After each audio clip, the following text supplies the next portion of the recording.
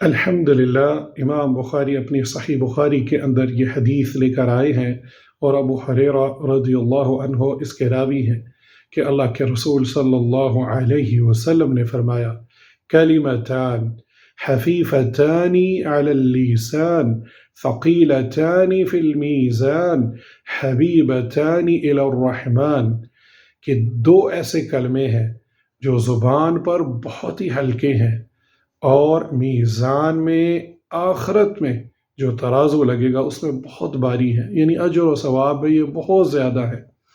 اور رحمان جو کہ اللہ سبحانہ و تعالی ہے، ان کو یہ بہت محبوب ہے۔ وہ کون سے ایسے کلمے ہیں؟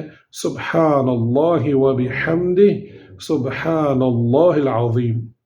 دیکھیے ناظرین، یہ کتنے ہی آسانی سے، ہلکے سے زبان پر آسانی سے آ سکتے ہیں، اور ہر مرد اور عورت، بالغ نابالغ، سب یہ بڑی آسانی سے یہ الفاظ دہرا سکتے ہیں۔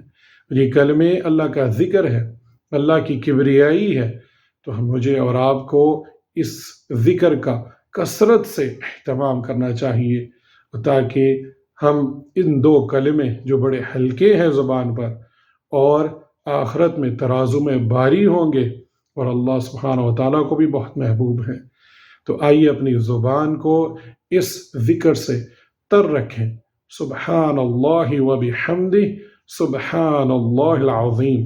اللہ سبحانہ و تعالیٰ مجھے اور آپ کو اس حدیث پر عمل کرنے کی توفیق عطا فرمائے، اور میری اور آپ سب کی زبان اللہ کے ذکر سے ہمیشہ تر رہے۔ آمین۔